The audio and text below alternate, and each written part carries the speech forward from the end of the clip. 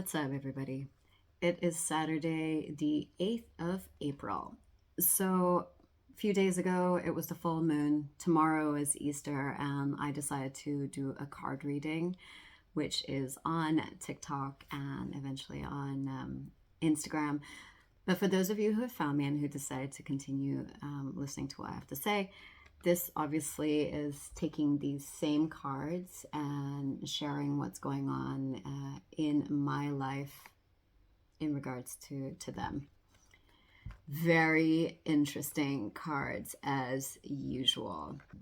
So the first card that came up was the Sorcerer's card. It is a reminder that we are the masters of our own life. I know it's easier said than done because there's so many things that we cannot control, a lot of things that we cannot control. And I'm not going to even pretend to sugarcoat how, yes, we're magical people. And, but then, reality is reality. Shit happens. And so there's a feeling on both this card and this card that comes with a little bit of darkness and a little bit of sadness. This card is the human gift. And it says a lot about us, actually, that we have the power. We have the power to control how we think, and we have the power to control our emotions. Well, we try to regulate our emotions, I guess is the new word for it. But sometimes it's just difficult, especially dealing with relationships. And the full moon in Libra, which has just passed, is very much on highlighting our relationships with others. And it could be a love relationship, it could be a family relationship, it could be a friendship, it could be even a business partnership. It's shedding a light on where we're feeling either blocked, denied, unheard, misunderstood. A lot of that comes in these two beings right here. There's a sense of heaviness and sadness. A lot of us are empathic. A lot of us are sensitive to other people's energies. And even if you're not sensitive to other people's energies, you're sensitive or very aware. Let's use the word very aware. You're very aware of how a person is feeling, their heaviness, their sadness, their weight.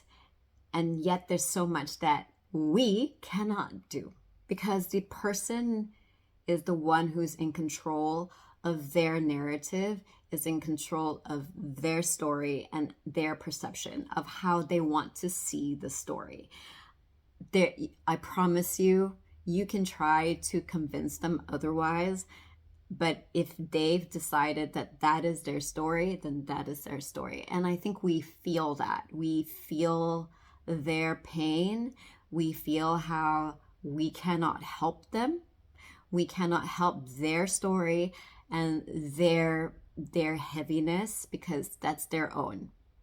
There are so many times, because I'm a body worker, well, body movement instructor, let's call me that.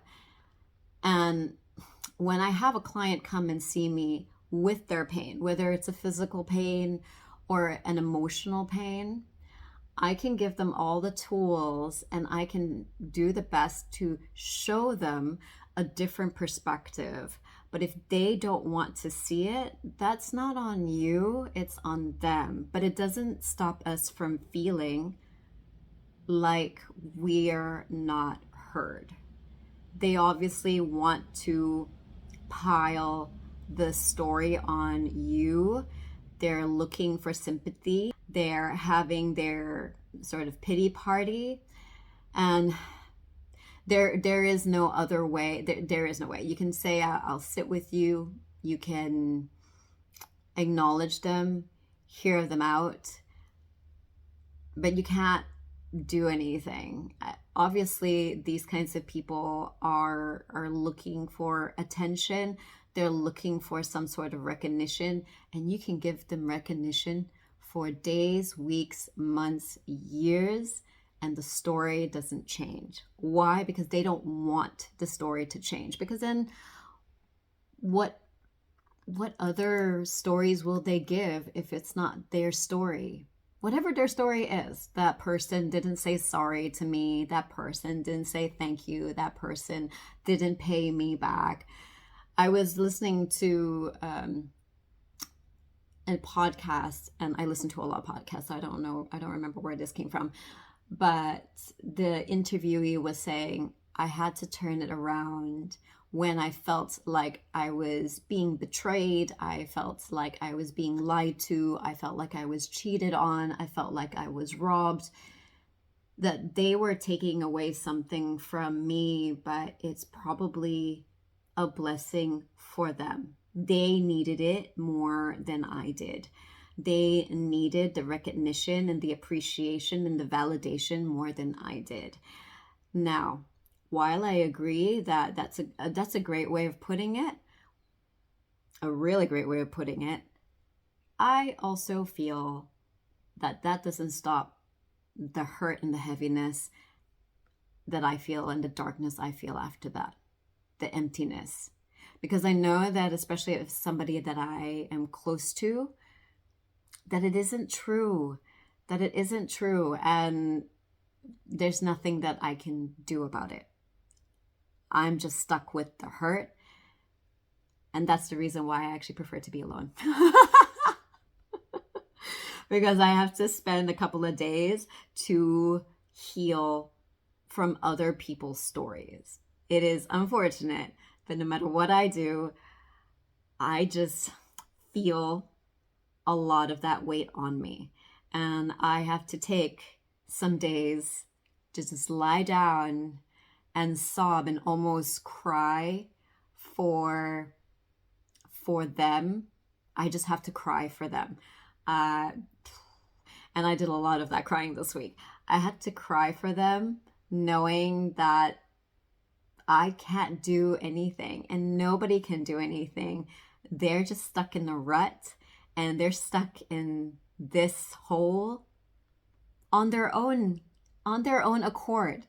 Whatever they're struggling with and whatever they're suffering from, that's on them. That's not on me. But I do need to take a break. I need to feel that sadness, and I need to feel that emptiness. And Lord, I have to pray so hard to give that darkness and that heaviness and that weight up towards a higher power, because I cannot do it on my own. So this card comes up very interestingly because I've been on Lent, obviously, and it's coming to 40 days, yay. And if you follow me on YouTube, and actually a lot of the time I have talked very much about Lent because I believe in it. I believe in the discipline of it, and it's taught me so much. But in the 40 days, a lot of the bigger message is knowing that I cannot do it alone. I don't know if any of you who follow and who listen to me believe in God or higher power, the universe, angels, ancestors, spirit, whichever you want to call it. Like, we're not alone.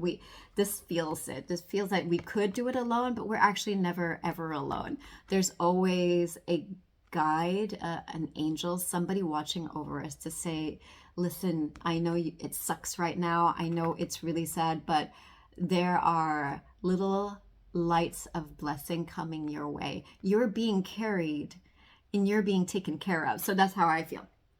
Like, if I have to really step back and I have to work extremely hard on the gratitude of the love that I am constantly giving for the times that I do feel an immense darkness and heaviness and hopelessness, that there's always blessing coming my way, and there's always an angel or someone watching over me and reminding me that everything is okay, that I am doing really well, that we're doing really well working towards a better us. I hope that whoever is listening understands that you, every moment that and every effort that you put into taking care of yourself, into loving yourself in the way that makes you better, makes you stronger, makes you more independent, and yet always knowing that there is a little angel by you all the time, guiding you, that we're going to be okay. Sometimes the guides don't seem very strong. Sometimes the messages don't seem strong. I'm hoping that this is a message that you get, that you feel like it's strong enough as a reminder that you're doing good. Every day that you wake up and you drink water, you pray, you meditate, you do yoga, you go to the gym, you run, you journal, whatever it is, you dance, you laugh, and you're making the little steps to a better you. Those are gifts. I feel these are the gifts and the blessings telling me that we're on the right path. And sometimes it's just never ending. It's never ending. I talked very much the last episode, the last entry, that we need to have some boundaries. We do need to have some boundaries, and boundaries are important just for our mental and emotional well-being, because no matter what, us as a collective, we are all spirits and we feel each other's pain. We do. We feel each other's pain.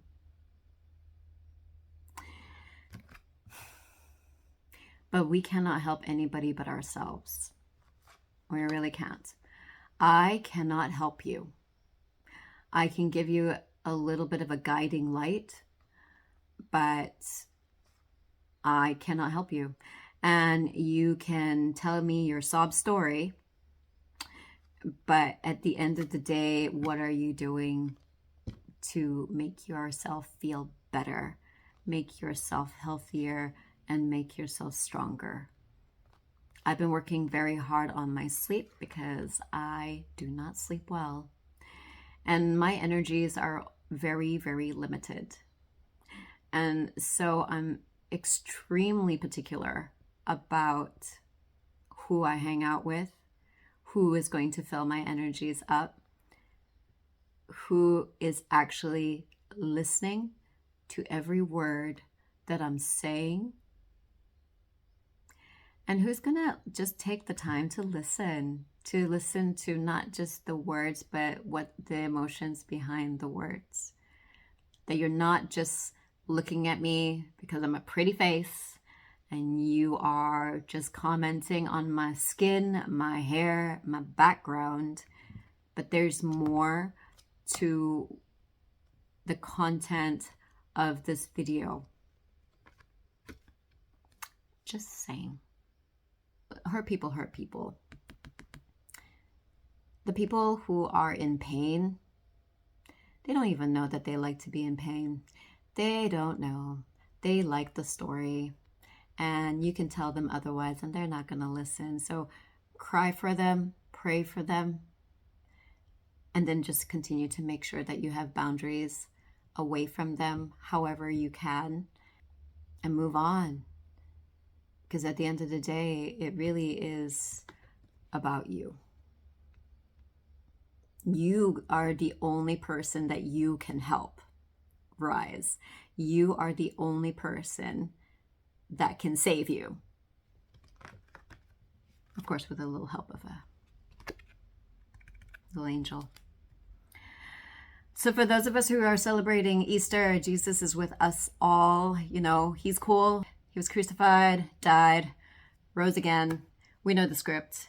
And if this is anything, this is a reminder that we can sacrifice, and we probably have been crucified multiple times in our lives by people, if not by ourselves, or both. And the piece of us dies, but then something rises from us as well. We resurrect a brand new us if we choose to. If we choose to. That's it from me. Thank you so much for listening, and I'll see you the next time. I seem to be late all the time, but I'll see you the next time. Mwah.